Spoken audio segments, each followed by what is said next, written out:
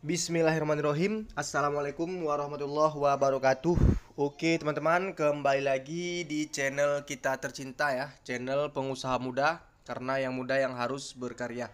Oke teman-teman, di kesempatan kali ini kita sedang melakukan panen ikan gurami lagi ya. Panen gurami lahan sempit di sebelah rumah, kolam beton sistem bioflok. Ini proses kita panennya ya. Berhubung ini panen ya, jadi sedikit kita bagi-bagikan juga hasil panen kita ini ya.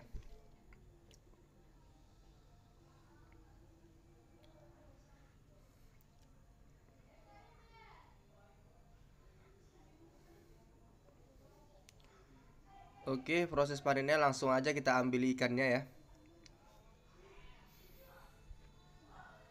karena sangat mudah dalam budidaya gurami di kolam beton ya teman-teman ya, dalam melakukan panennya.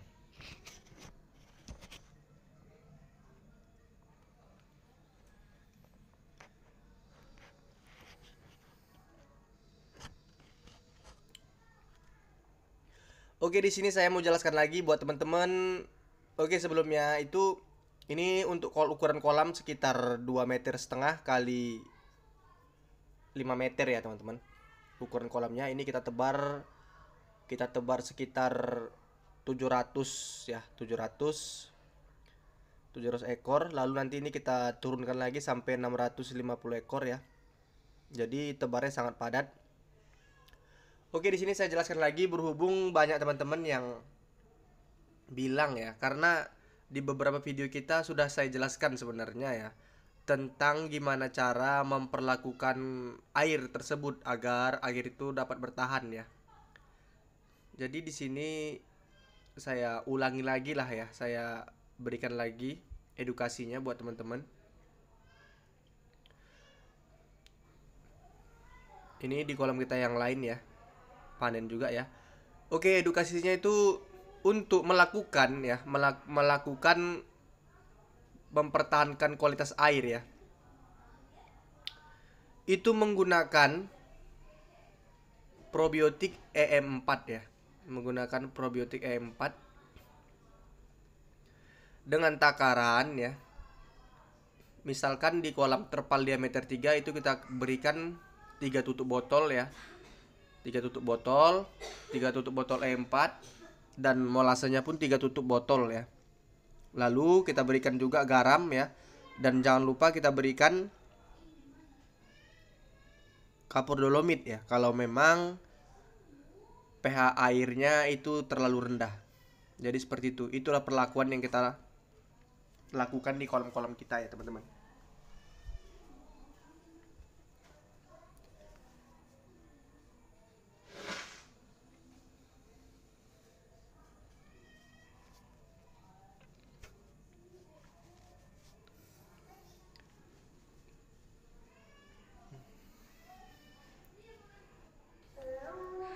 Jadi untuk takarannya ya, untuk takarannya tadi saya ulangi, kalau kolam diameter 3 ya, kolam terpal bulat diameter 3 itu 3 tutup botol ya. Lalu molasenya pun 3 tutup botol. Jadi perbandingannya 3 tutup dengan 3 tutup. Dan jangan lupa juga selang 2 minggu atau setelah 2 minggu kita aplikasikan, itu kita berikan lagi aplikasi susulannya. Kita berikan lagi agar kualitas air itu semakin matang dan semakin bagus. Memang nggak apa-apa sudah ada ikan di dalam, tapi kita berikan aja ya, kita tambahkan lagi 3 tutup botol probiotik dan 3 tutup botol molase. Dan nggak perlu kita berikan garam ya teman-teman ya, jadi agar semua bisa tahu ya, karena garamnya sudah kita berikan di awal tadi. Dan kita lihat lagi pH-nya, kalau memang pH-nya terlalu rendah atau di bawah 6 ya, atau angka 6 lah kita bilang, itu kita berikan kapur dolomit lagi dengan dosis secukupnya ya, dengan dosis secukupnya. Jadi sekiranya itulah yang kami lakukan ya di kolam-kolam kita ya. Makanya di kolam-kolam kita itu sistem mempertahankan kualitas airnya itu bagus. Ikan itu sehat. Karena ikan itu nyaman dengan air yang kita buat ya, air yang kita aplikasikan ya. Jadi ikan kita sehat ya teman-teman, dan sangat sulit terserang oleh penyakit.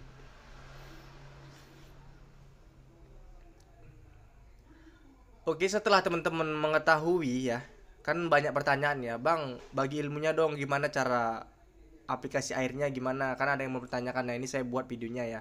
Jadi setelah teman-teman mengetahui masalah atau cara aplikasi kita, setelah itu ya, sebenarnya sudah ada ya di video lengkapnya ya. Di situ saya buatkan garamnya 3 genggam, lalu prakteknya sudah ada di video lainnya. Di sini saya ceritakan aja lagi, bahasannya saya sudah buatkan kok. Hanya saja teman-teman yang tidak jeli mencari di video channel Pengusaha Muda ini. Jadi tadi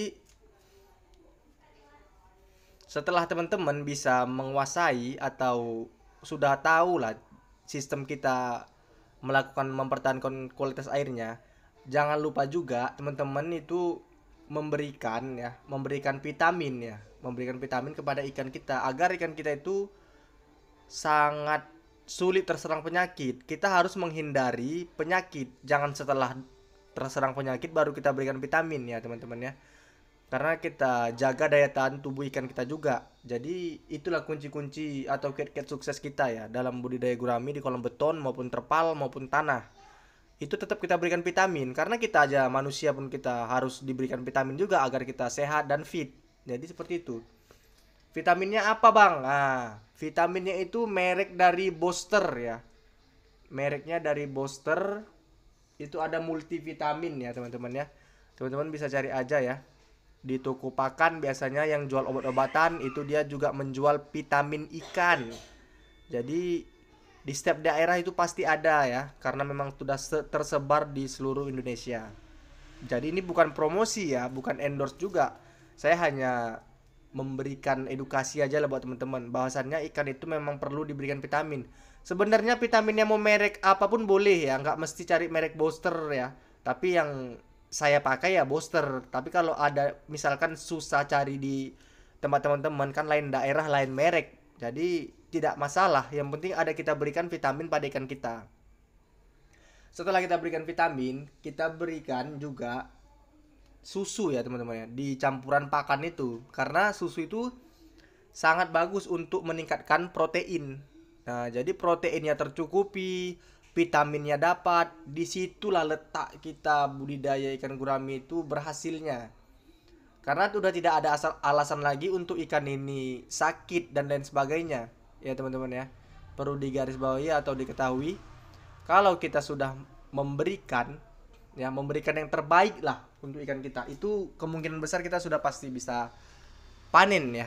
Karena kita semuanya sudah kita berikan dari protein ya, kita berikan susu, kita campur di pakan, di bibis dengan takaran 1 sendok makan susu itu bisa untuk 1 kilo pakan ya. Jadi masih banyak juga yang bertanya ya, Bang, untuk takaran susunya berapa sih? Berapa sendok atau ukurannya berapa ya? 1 sendok makan susu Frovat misalkan, ada lagi susu well milk ya. Jadi susu itu banyak ya teman-teman, untuk pakan ternak ini banyak. Takaran itu 1 sendok makan ya, diberikan air 200 ml air, itu dicampurkan ke pakan 1 kilo pakan ya. Jadi jelas ya teman-teman ya. Lalu ada juga ya kita pembibisan dengan menggunakan Yakult ya, Yakult. Jadi satu botol Yakult itu bisa untuk 1 kilo pakan juga. Jadi masih banyak yang bertanya-tanya di setiap video.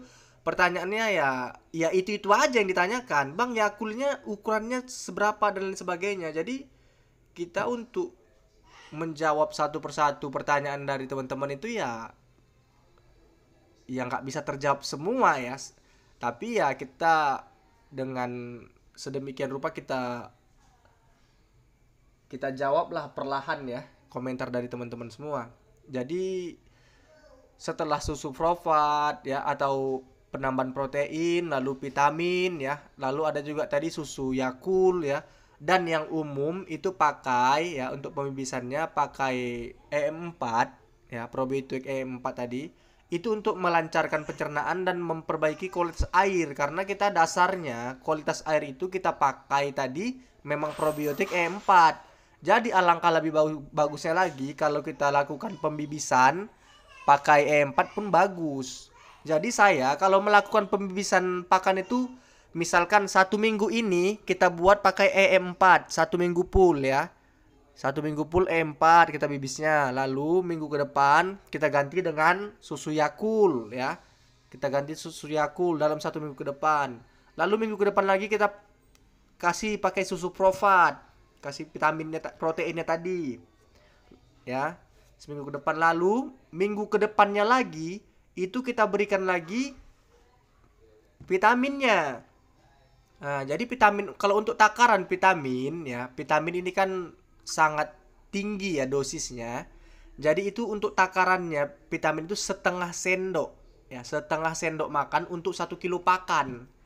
Nah, jadi setengah sendok makan untuk 1 kilo pakan, beda dengan susu Provat atau susu Wellmead ya. Pokoknya susu untuk pakan ternak lah.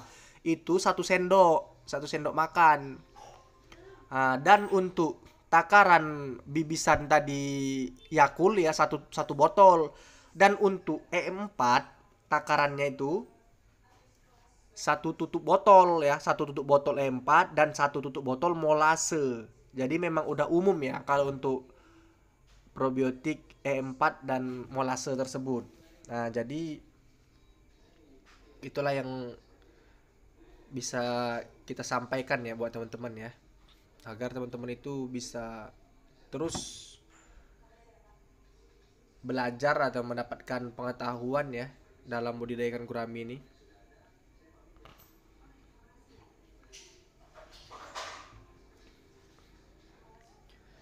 Ya, mudah-mudahan edukasi kali ini bisa bermanfaat buat teman-teman ya dalam usaha budidaya ikan guraminya.